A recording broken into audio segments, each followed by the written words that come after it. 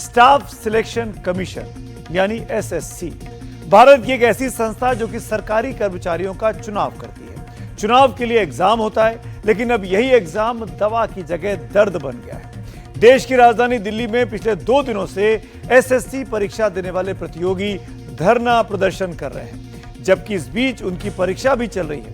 Exam छोड़कर प्रदर्शन की नौबत क्यों आ गई, इसका कारण सुनने के लिए देश में किसी का कान खुला नहीं है, जबकि प्रतियोगियों की मांग लेकर सांसद संसद में भी खड़े हैं।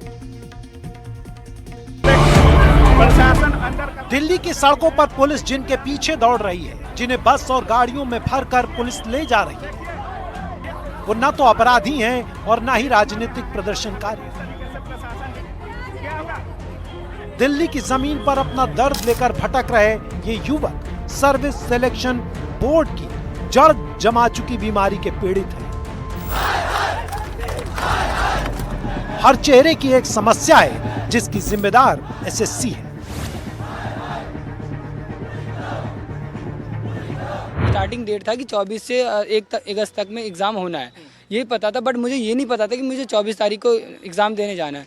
बट सर 22 तारीख को मुझे रात को 11 बजे आता है मैसेज मेल पे कि आपका एग्ज़ाम सेंटर हल्द्वानी पड़ा हुआ है, उत्तराखंड, जो कि मैंने सेलेक्ट ही नहीं किया था सर। उस एरिया में मैंने सेलेक्ट नहीं किया। आपका जो 3 सेंटर्स थे उसमें ये था ही नहीं सर। मैंने जयपुर, आगरा और दिल्ली सेलेक्ट किया था, बट उन तीनों को छोड़ के मुझे हल्द्वानी दे दिया गया। 3 बार माउस चेंज हुआ था मेरा और एक टेक्निकल एरर बहुत तगड़ा था।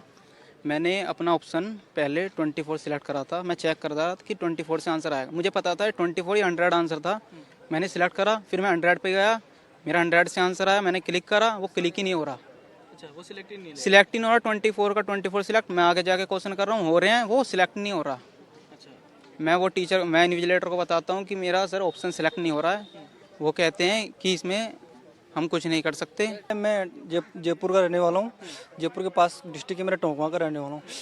एडुकेट वालों ने क्या किया, मेरा पहले सेंटर डाला कितनी तारीख को, 28 तारीख को डाल दिया एग्जाम डेट। 27 तारीख को मैं दिल्ली आ गया। दिल्ली आने के बाद पता चला मेरे को कि इन्होंने पवन गंगा में आया था मेरा, इन्होंने क्या किया 31 तारीख को फिर डाल दिया। अब मैं 4 दिन से दिल्ली में रह रहा हूँ। मैं कितना खर्चा हो रहा है, इनको तोड़ना पता ये चीज़ें।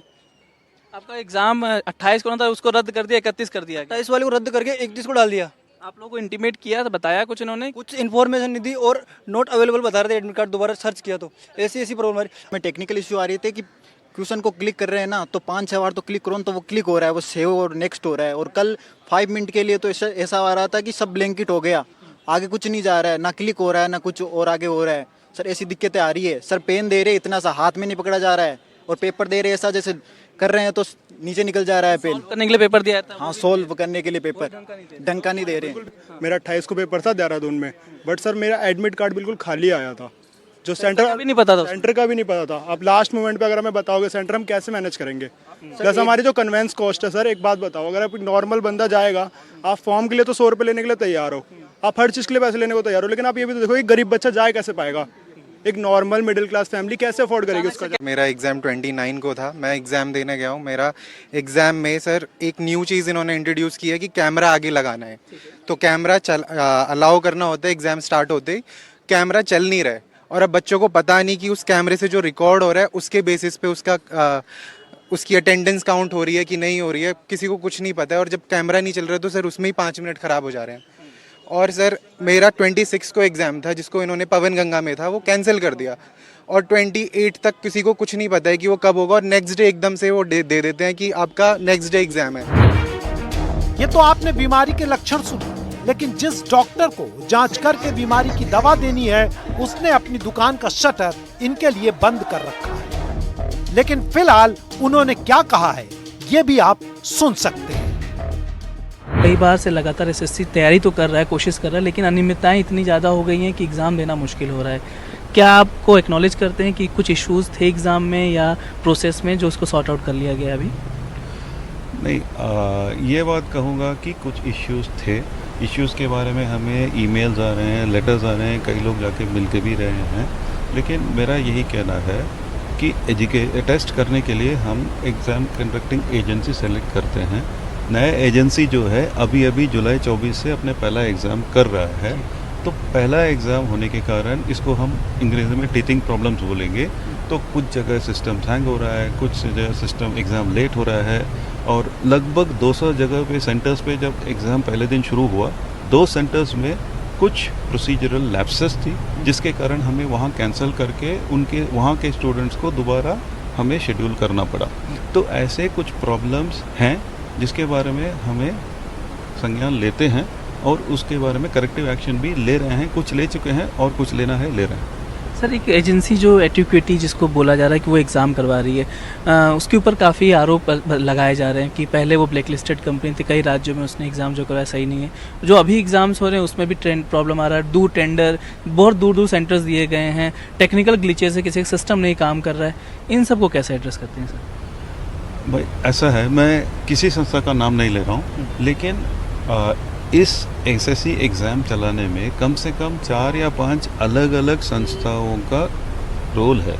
कुछ संस्थाएं हमारे लिए क्वेश्चंस बना रहे हैं, कुछ संस्था है जो हमारे लिए एग्ज़ाम मॉनिटर करता है, कुछ संस्थाएं हमारा आईटी प्लेटफॉर्म चलाता है, और उनमें से एक एंटिटी है जिसका नाम आपने अभी लिया, जो एग्ज़ाम कंडक्टिंग एजेंसी है। तो वो ट्रांसपेरेंट टेंडर प्रोसेस के हिसाब से ही पिछला एजेंसी सेलेक्ट हुआ, 5 साल के बाद दोबारा टेंडर हुआ, अब दूसरा एजेंसी सेलेक्ट हुआ, अब वो अभी काम शुरू किए हैं। तो अभी मेरा तो यही, ये डिफेंस में तो मैं नहीं कहूँगा, अभी शुरू हो रहा है, तो पहले एग्ज़ाम के लिए इधर उधर सेंटर्स की कमी के कारण लोगों को थोड़ा दूर जाना पड़ा, लेकिन इसका भी उनको पेनल्टी होगा, और हर एग्ज़ाम में इसको कम करेंगे जब ज़्यादा सेंटर मिलेंगे, बढ़ेंगे। मैक्सिमम हमारा प्रयास है कि किसी भी कैंडिडेट को 200-300 किलोमीटर से दूर नहीं भेजें। हमें आइडिया है कि वहाँ तक पहुँचने का प्लान में है। समस्या की जड़ में है एक नाम, एडिक्विटी। यह उस कंपनी का नाम है जिसे एसएससी ने 8 प्रमुख परीक्षाओं SSC, CHSL, SSC CGL, SSC MTS, SSC GD constable, SSC CPO, SSC steno, SSC JE करवाने की जिम्मेदारी दी है। कंपनी को इतनी बड़ी जिम्मेदारी इसलिए मिली क्योंकि इन्होंने परीक्षा करवाने के लिए एसएससी से प्रति प्रतियोगी सिर्फ 125 रुपए मांगे थे, जबकि इनकी विरोधी कंपनी ने 286 का रेट कोट किया था। एनडीटीवी संवाददाता अश्वनी कुमार के पास इस टेंडर और उससे जुड़े कागजात भी हैं, जिन्हें आप अपनी टीवी स्क्रीन पर साफ साफ देख सकते हैं।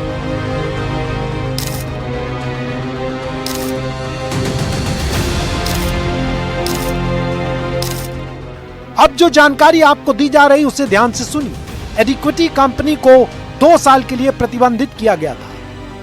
इस कंपनी पर मध्य प्रदेश टेट 2022, मध्य प्रदेश पटवारी परीक्षा 2023, महाराष्ट्र एमबीए सीईटी 2023 परीक्षा में विवादित भूमिका का आरोप है। टेंडर शर्तों में ऐसे बदलाव हुए जिन्होंने एडिक्विटी कंपनी को प्रतियोगिता में भाग लेने लायक बना दिया। सबसे पहले टेक्निकल बिड को सरल बनाया गया जिससे कि और कंपनियां इसमें शामिल हो सके। उसके बाद एक ऐसी कंपनी को भी टेंडर दिया गया जिसने कभी केंद्र की परीक्षा नहीं कराई गई, और बाद में ऐसी कंपनी को ही टेंडर मिला जिसने राज्य की परीक्षा कराई थी लेकिन केंद्र की परीक्षा नहीं कराई। वैसे प्रतियोगी छात्रों का दर्द संसद की दहलीज पर भी दस्तक दे रहा है। ये एसएससी के बच्चों की बहुत सारी मांगे हैं कि परीक्षा में सुधार हो, परीक्षा केंद्रों पर जो व्यवस्था है उनको दूर किया जाए, उनके साथ दुर्व्यवहार बंद हो। अगर 1-2 मिनट की देरी होती परीक्षा नहीं देने देते, लेकिन आप एक दिन पहले पेपर कैंसिल कर देते हो। ये अन्याय है, ये अन्याय की पराकाष्ठा है। यही बच्चे कल देश का भविष्य बनेंगे। आप इनका इस तरह का अन्याय करो, क्या संदेश जाएगा उनके अंदर? नहीं, लेकिन ये जो पिटाई वाली बात है युवाओं की अपनी मांगों को लेकर, कभी पेपर लीक होता है, कभी आपके अपॉइंटमेंट लेटर के लिए, कभी एग्जाम कराने के लिए लंबी चलती है। और ये एक सेंटर आप बहुत दूर कर देते हैं। बच्चे पहुंचे एक रात पहले, आपने कैंसिल कर दिया। चंद्रशेखर की आवाज अकेली है, इसे सबके कान तक पहुंचना चाहिए ताकि जल्द से जल्द एसएससी की बीमारी से पीड़ित प्रतियोगियों को बीमारी का इलाज मिल सके।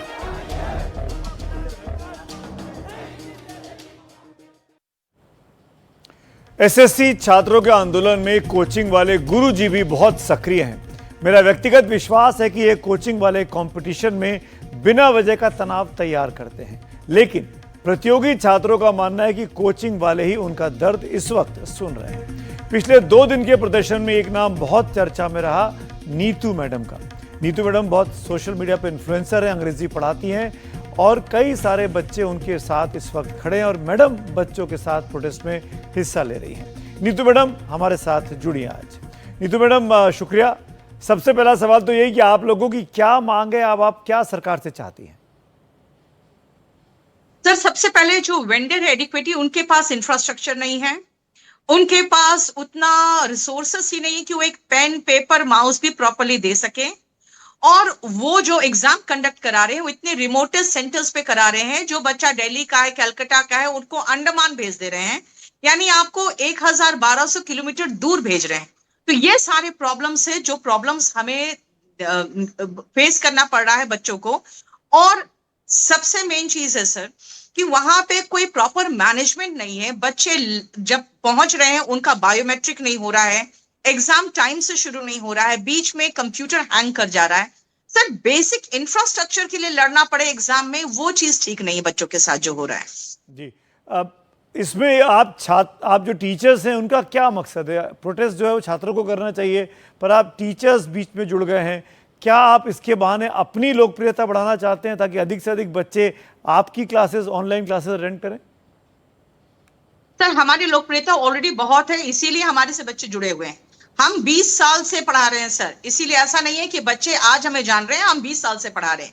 हमारी लोकप्रियता ऑलरेडी है, और क्योंकि हम लोकप्रिय टीचर हैं इसीलिए बच्चे हमसे एक्सपेक्ट कर रहे हैं कि ये बात हम सरकार तक पहुंचा सकते हैं, इतनी काबिलियत रखते हैं। हालांकि बच्चों को ये नहीं पता कि कल हम लोग खुद भी डंडे खाएं।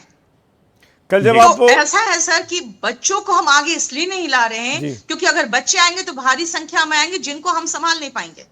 तो हम चाह रहे थे कि सिर्फ सम्मानजनक तरीके से हम टीचर्स ही जाके डीओपीटी को ये ज्ञापन दे दें, 4 लोग जाके, और बाकी टीचर्स भी आए थे कि भाई हम लोग भी मॉरली सपोर्ट करना चाहते हैं और हम लोग भी अपने पॉइंट्स रखना चाहते हैं जो हमारे बच्चे फेस कर रहे हैं। तो सर, हैंडफुल 50-60 टीचर्स थे, ज्यादा टीचर्स भी नहीं थे। हम लोग अपनी लोकप्रियता बढ़ाने के लिए सर यहाँ नहीं आ रहे। नीतू मैम, सवाल ये है कि आप लोग कल जब गए थे, 4 आदमी जाना चाह रहे थे, तो हुआ क्या? बात कहाँ बिगड़ गई? पुलिस ने आपके साथ क्या किया? सर, वहां पे बहुत बुरी तरह से पिटाई हुई है, लाठी चार्ज हुआ है, उठा के बस में भर दिया गया, बस को फिर करीबन 4 घंटे घुमाया गया, फिर पुलिस स्टेशन में 4-4.5 घंटे रखा गया और उसके बाद रात में छोड़ा गया। तो प्रॉब्लम ये है सर कि हम लोग सिर्फ बात करना चाहते थे, अब बिल्कुल नॉन वायलेंट प्रोटेस्ट था, किसी तरह का हो हंगामा कुछ भी नहीं था, लेकिन हम लोग को अरेस्ट कर लिया गया। और दूसरी बात है कि प्रोवोकेशन पुलिस की तरफ से आई, क्योंकि उन्होंने टीचर को ही नामर्द बोल दिया। बस प्रोवोकेशन वहां पे पुलिस की तरफ से आ गई। जी नीतू मैम, आगे की बात करता हूं। बहुत से लोग सोशल मीडिया पे लिख रहे हैं, छात्र खासतौर पर, कि परीक्षाएं कैंसिल हो जाए। तो क्या अब आप लोग भी यही चाहते हैं कि परीक्षाएं ये कैंसिल हो, दोबारा कराई जाए? एग्जाम कैंसिल ना करे, अगर हो सके तो वापस टीसीएस को ले आए, क्योंकि टीसीएस के पास इंफ्रास्ट्रक्चर है। सर, टीसीएस के साथ हम लोग के 2-3 ग्रीवांसेस थे, वो सॉर्ट आउट हो जाता तो प्रॉब्लम खत्म हो जाता। लेकिन अब एडिक्विटी के साथ सर फिर से हम लोग को बिल्कुल झोपड़ी से महल बनाना पड़ेगा, क्योंकि इनके पास कोई इंफ्रास्ट्रक्चर ही नहीं है। तो अब हम लोग छोटे छोटे माउस और पेन की लड़ाई नहीं लड़ना चाहते, हम बड़ी चीजें देख रहे हैं। और सरकार को भी प्रॉब्लम होगी, क्योंकि बार बार इनको एग्जाम कैंसिल होगा, टेक्निकल ग्लिच होगा, फिर एग्जाम होगा, ये प्रॉब्लम्स होते रहेंगे सर। जी चलिए नीतू मैम, शुक्रिया, थैंक यू हमसे बात करने के लिए।